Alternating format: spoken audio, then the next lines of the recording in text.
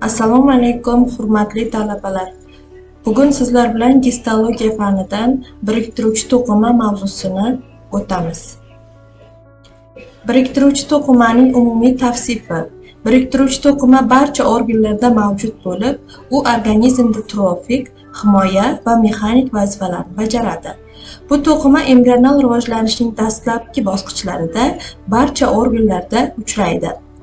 Uning asosan 3 ta turi mavjud bo'lib, bular haqiqiy biriktiruvchi to'qima, tog'ay to'qimasi va suyak to'qimasi hisoblanadi. Haqiqiy biriktiruvchi to'qimaga tolali va maxsus xususiyatlarga ega bo'lgan to'qimalar kiradi. Tog'ay to'qimaga esa elastiklik va mustahkamlik xususiyatlariga ega bo'lgan to'qimalar kiradi. Suyak to'qimasi esa mineral moddalarga boy va mexanik qo'llab-quvvatlashni ta'minlaydi. Tolali biriktiruvchi to'qima ikkita turi mavjud bo'lib, siyrak biriktiruvchi to'qima, zich biriktiruvchi to'qima hisoblanadi. Siyrak biriktiruvchi to'qima tolalari o'zaro erkin joylashgan, teri osti qavati, qon tomirlari atrofida va organlar orasida uchraydi. Ichki muhit gomeostazini ta'minlaydi va himoya vazifasini bajaradi. Zich biriktiruvchi to'qima bular asosan tolalari zich joylashgan va mexanik mustahkamlikni ta'minlaydi. Ular organlar qobig'i va paylarda uchraydi. Asosan kollagen tolalaridan tashkil topgan bo'ladi.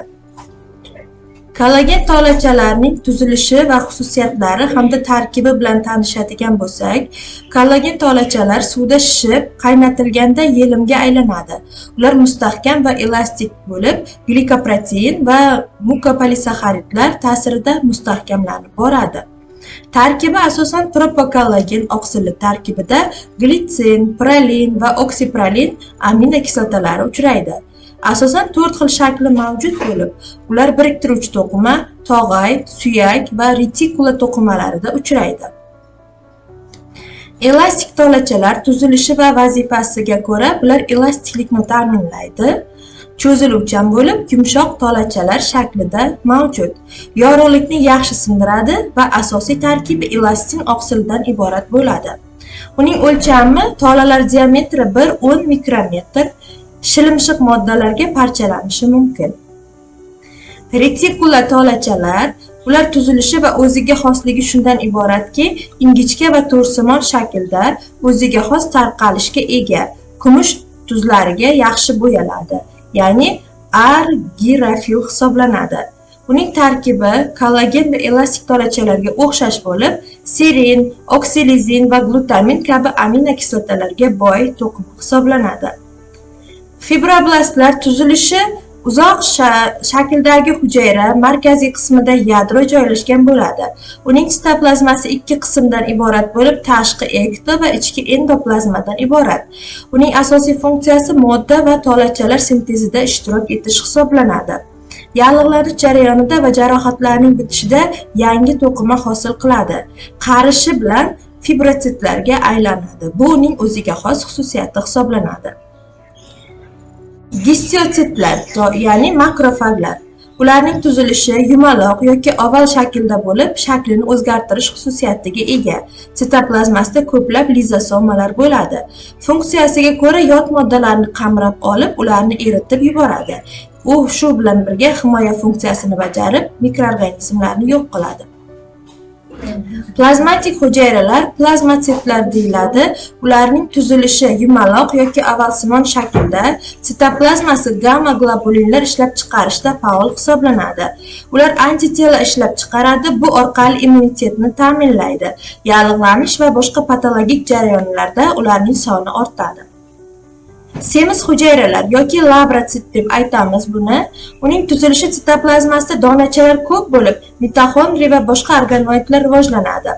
Uning funksiyasi gistamin va geparin moddalarini ishlab chiqaradi, homiladorlik va boshqa fiziologik jarayonlarda faol hisoblanadi. Endoteliyaning umumiy ta'rifi va ahamiyati. Endoteliya bu mezodermadan kelib chiqqan va qon, limfa kapillyarlari, yirik tomirlar hamda yurak kameralarini qoplovchi to'qima hisoblanadi. O'ziga xos morfologik tuzilishiga ega bo'lsa-da, mustaqil to'qima sifatida emas, umumiy gistologiyada o'rganiladi. Ayrim olimlar uni qoplovchi epiteliy bilan yoki siyrak biriktiruvchi to'qima bilan bog'lab o'rganishni tavsiya qiladi. Endoteliy hujayralarining tuzilishi. Ularning shakli hujayralari notekis, chekkalari ega bo'lib, ayrim joylarda bir-biriga yopishgan, ba'zida qatlam ko'rinishida joylashgan bo'ladi. Ular kumush tuzlariga yaxshi bo'yaladi. Shuning uchun argirofil hujayra deb ataladi. Ichki tuzilishiga ko'ra, sitoplazmada glikogen, mitoxondriy, Golgi kompleksi, ribosomalar, protofibrillalar mavjud. Pinotsitoz pufakchalar orqali modda almashinuvini ta'minlab beradi.